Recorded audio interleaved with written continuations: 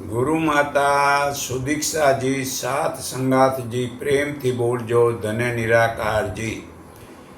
Tension પેદા કરનારા જીવનના કારણો ને જાણો તો પહેલું, એક, ધનથી ટેન્શન વધવાના 14 કારણો જાણો।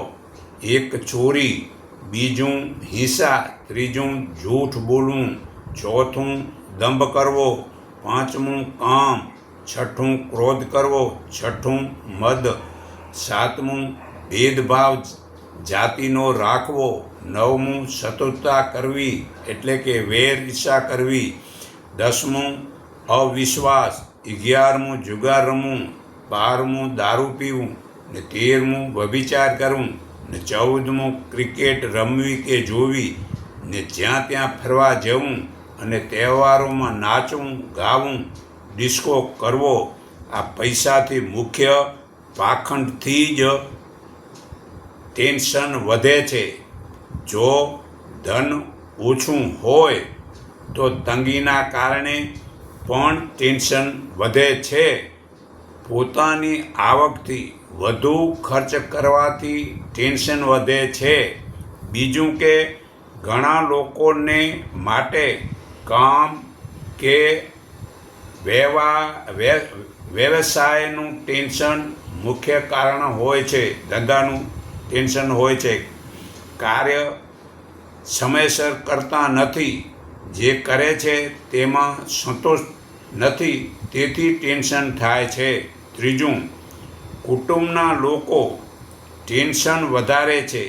જે ઈમાનદારી કરે છે તે બીજાને જોઈ જે આળસ કરે છે તેથી ટેન્શન વધે છે। કુટુંબના બધાને પરમાત્માનું ધ્યાન પ્રાર્થના સવાર સાંજ કરવા જોઈએ, તે કરતા નથી, તેથી એકબીજાને કહેવાથી ટેન્શન વધે છે। તો શાંતિથી પ્રાર્થના હળીમળીને કરવી જોઈએ। વળી કુટુંબમાં સ્વાર્થના કારણે ટેન્શન વધે છે। કુટુંબમાં એક જ કરકસર કરે છે ને બીજાને કરકસર ગમતી જ નથી, તેથી ટેન્શન વધે છે। ચોથું, પ્રેમ અને ભાવ, સંપ અને સેવાથી પણ રહેતા નથી, તેથી ટેન્શન ઘટે છે કે વધે છે। કેટલીક વારના કુટુંબ ખૂબ જ સરસ હોય છે, સુંદર પત્ની હોય છે, સુંદર બાળકો હોય છે, પુત્રા હોય છે, પુત્રીઓ હોય છે, બધા જ બહારથી સારા દેખાય છે, પરંતુ એકબીજાને મદદ કરવા તૈયાર નથી, જે પ્રેમ ઓછો થવાથી ટેન્શન વધે છે।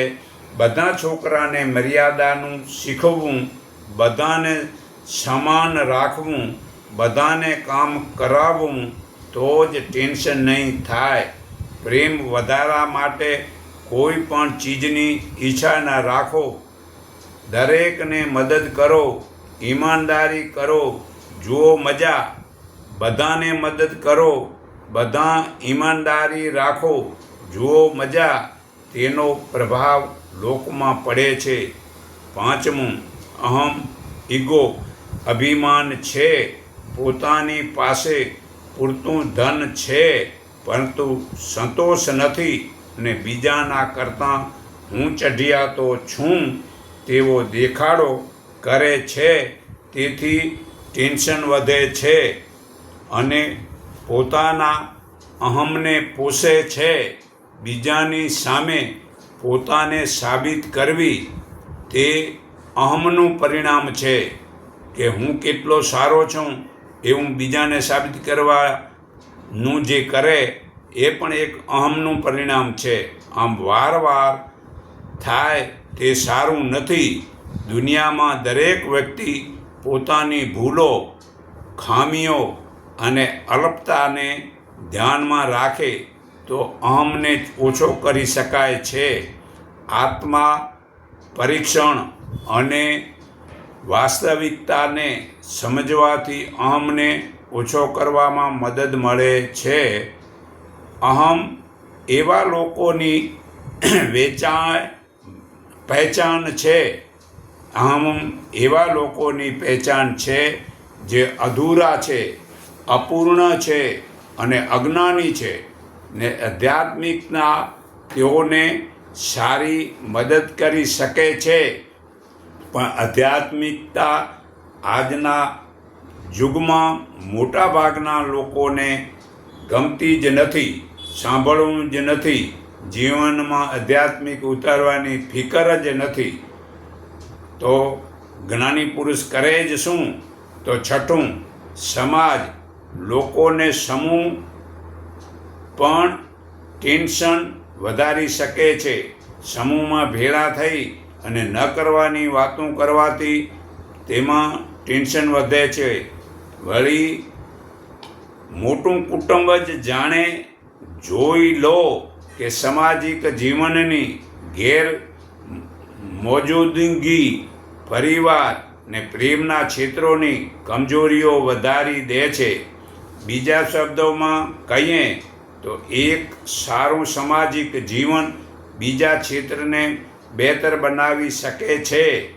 એક સારો મિત્ર, સારો સાથી અને સામાજિક જીવનનો સંપર્ક ખાલીપણાને ભરી દે છે અને જીવનને આનંદદાયક બનાવે છે.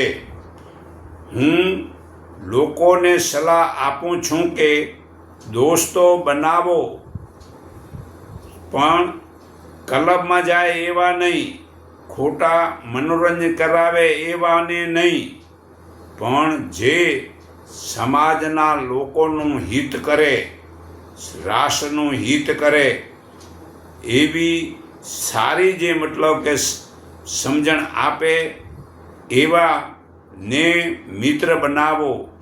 તમે ઘણું સારું તેવું કરશો તો આમ કરવાથી તમને ઘણું સારું લાગશે. સામાજિક જીવનથી અળગા રહેવાથી તમે આનંદની ક્ષણો ગુમાવો છો. સમાજ દરેકને અંદર રહેવું જરૂરી છે. સમાજમાં રહેવાથી જ મર્યાદાનું પાલન થાય છે. જે સમાજ છોડી દે છે તેની મર્યાદા વિજ્ઞાનનું જ વર્તન થાય છે. સમાજ ભલે નાની હોય કે મોટી હોય, સમાજમાં જ રહેવું. પહેલાં જુઓ, કચ્છમાં આપણે જ્ઞાની પુરુષ હતા તે કહેતા કે દીકરા 7 દુકાળ પડે તો પણ તું વતન છોડીને બહાર ન જજે. તેનું કારણ શું હતું કે જો તું બહાર જઈશ તો પૈસા પુષ્કળ કમાઈશ, પણ તારામાં મર્યાદા બિલકુલ નહીં રહે. તો આપણે ગામમાં રહીએ તો આપણા ગામની અંદર એક હરિજન હશે કે ગામનો ગમે એ નાગરિક હશે તો આપણે એની મર્યાદા રાખશું. અને બહાર આપણે આવ્યા પછી હરિજન શું, અહીંયા બ્રાહ્મણ હશે એની પણ આપણે મર્યાદા રાખશું નહીં.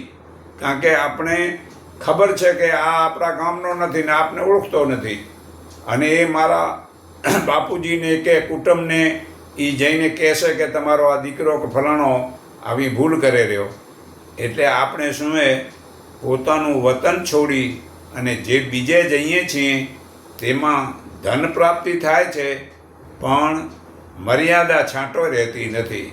તો પોતાનું 7મું, સ્વાસ્થ્ય ક્ષેત્રે એ આધુનિક જીવનમાં ટેન્શનનું એક બહુ મોટું કારણ બનતું જાય છે.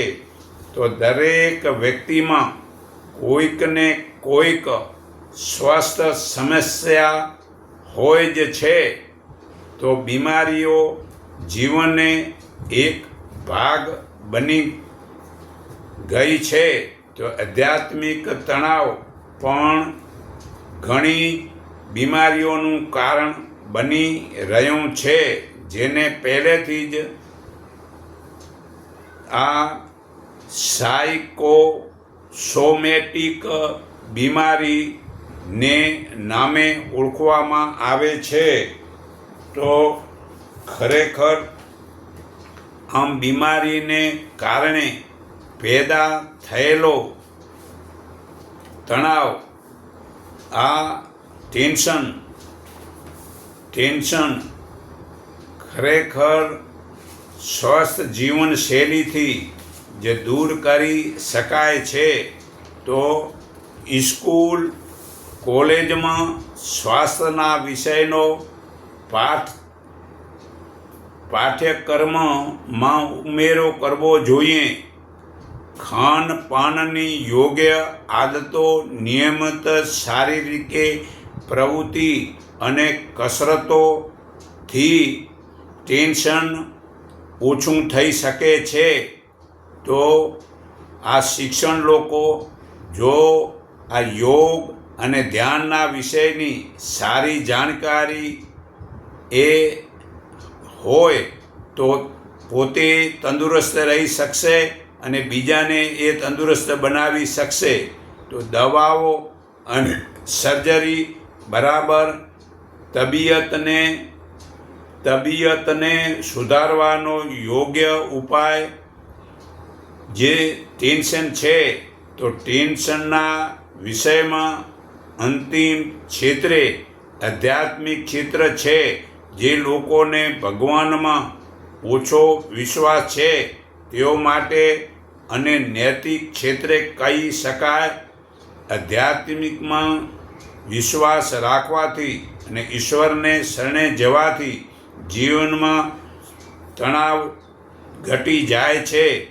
હું એવા ઘણા લોકોને મળ્યો છું જેમણે પોતાના જીવનમાં ઘણા ક્ષેત્રોને નષ્ટ કરી નાખ્યા છે, પણ આધ્યાત્મિક ક્ષેત્રે તેમણે બચાવેલ છે.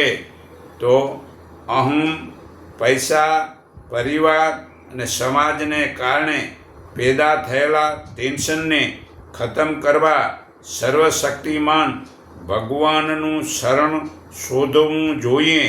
જ્યારે આધ્યાત્મિક વડે સંક્ષિપ્તતાનો અને જે સત્સંગ વડે આ આધ્યાત્મિક વડે જાણીને તણાવ ઓછું થઈ શકે છે. તો ભગવાનમાં વિશ્વાસથી ટેન્શન ઓછું થાય છે. અગર તમે ભગવાન વિશે વાત કરતા ન માગતા હો તો નૈતિકતાને બાદ રાખો. જો નૈતિકતા રીતે તમે બહુ સારા હો, તમે જાણો છો કે તમે કોઈને નુકસાન પહોંચાડ્યા નથી, દોસ્તો કે પરિવારની સાથે દગો કર્યો નથી, તો તમારામાં કલ્યાણ અને સંતોષની પરમ ચેતનાનો વાસ જ છે.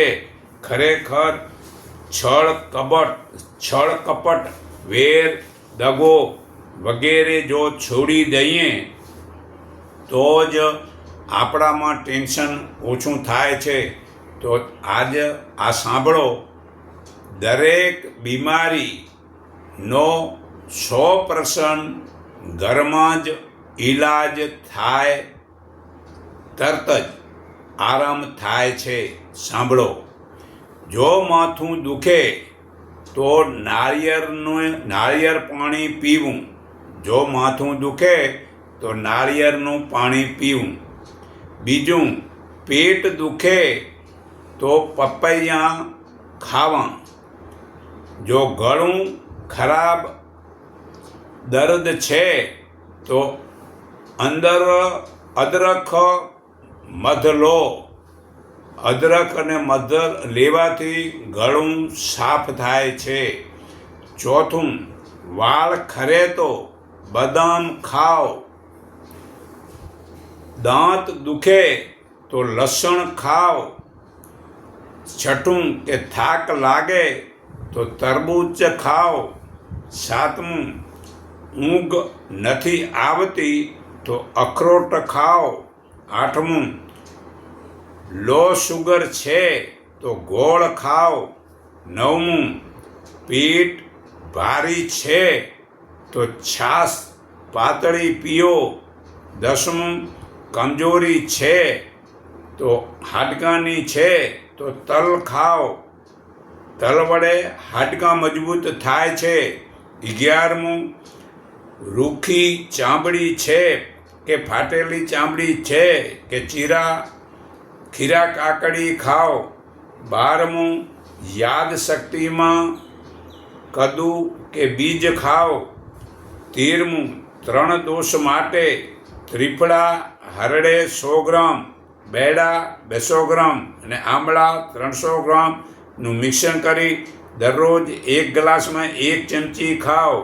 પગની સોજા છે કે મોચમાં તો ધતુરાના પાનને તલના તેલમાં તળીને તેમાં હળદર, લસણની કળી 5 નાખી થોડી મેથી નાખીને ઉકાળો કરી તે તલની માલિશ હલકા હાથે કરો. વારે કરશો તો મળશે નહીં, હલકા હાથે કરો. 15મું, તલમાંથી 500 ગણું આયર્ન અને 5 ગણું પ્રોટીન મળે છે.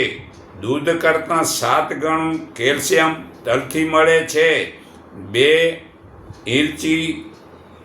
2 ચમચી તલ થોડો ગોળ લેવો રોજ. 16મું, મરી નંગ 4 1 ગ્લાસ પાણીમાં ઉકાળી 1 કપ રહે તે પીવું. કબજિયાત માટે મગ ચોખાની ખીચડીમાં 2 ચમચી તલ વાટીને ખાવાથી કબજિયાત મટે છે. તલના તેલના 2 ટીપાં નાકમાં નાખવાથી વાળ કાળા થાય છે. કબજિયાત વાળાને પપૈયું રોજ ખાવાથી કબજિયાતમાં લાભ થાય છે. શેકી જરૂર સુધારણું લેવું. 20મું, લીંબુને ઉકાળેલા પાણીમાં પીવાથી શરીરમાં રોગ મટે છે. 21મું, સોજો માટે હળદર આદુની ચા પીવાથી શરીરનો સોજાને મટાડે છે. 22મું, કિડની માટે ધાણાનું પાણી રાત્રે ધાણા પલાળીને તે સવારે પીવાથી કિડની સાફ થાય છે. 23મું, કાસ્ટર એટલે આ એરંડિયું જેને કહેવાય, કાસ્ટર ઓઇલ એટલે એરંડિયું 20 ગ્રામ 5 ગ્રામ કપૂર ચૂર્ણમાં મિક્સ કરી કમરનો દુખાવો મટે છે. 24મું, લીવરના રોગ માટે શેરડીના રસમાં ધાણા, ફુદીના, આદુ, લીંબુનો રસ પીવાથી લીવરમાં સારું થાય છે. 25મું, કેન્સર વગેરે રોગોમાં 10 પાંદડા મીઠા લીમડાના પાંદડા ચાવીને લો. પછી આદુ, લસણ, હળદર ગરમ પાણીમાં બોઇલિંગ કરીને પીઓ તો સર્વે રોગ મટે છે. 26મું, હિમોગ્લોબિન માટે 4 ટમેટાં ઉપર કાપી તેને પાણીમાં ઉકાળી ગાળીને તેમાં મીઠા લીમડાના પાન નાખી જ્યુસ પીઓ. વજન છે તેમાં નાસ્તો 10 ભાગે કાચું ખાવું. મારો વજન 63 કિલો છે તો 630 ગ્રામ ફ્રૂટ લેવું ને બપોરે વજનના પ્રમાણે 500 ગ્રામ અને રાત્રે 500 ગણું તો ડાયાબિટીસ મટે છે. તો 28મું, આંબળા રોજ ખાવા જરૂરી છે. અને પાના નંબર 100માં સરગવાનું વાંચવાનું છે. તો ખરેખર સરગવાના પાનની ગોળીના લાભ જાણો. આશરે દૂધથી 10 ગણું કેલ્શિયમ મળે છે. બીજું કે કેળથી 15 ગણું પોટેશિયમ મળે છે. ગાજરથી 10 ગણું વિટામિન મળે છે. દહીંથી 9 ગણું પોટેશિયમ મળે છે. ઘઉંના જવારાથી 4 ગણું કેલોરોફિન મળે છે. પાલકથી 25 ગણું આયર્ન લોખંડ મળે છે. 7મું, એમોંગા 3, 6, 9 વિટામિન એથી ઝેડ 92 પ્રકારના ન્યુટ્રિશન 46 પ્રકારના એન્ટીઓક્સિડન્ટ બાળકોથી લઈ વૃદ્ધો સૌને ઉપયોગી લોહી વધારે અને પોષક તત્વો આપે છે. જરૂરી પ્રમાણે દિવસમાં 4 થી 8 ગોળી ભોજન પછી ખાવાની છે. તો હું સર્વના હૃદયમાં રહેલા પરમપિતા પરમાત્માને હું મારા હૃદય ભાવથી નમન કરું છું. એકને ઓળખો, એકને માનો, એક સંગઠીન થાવ, એટલું કહી મારી વાણી વિરામું છું.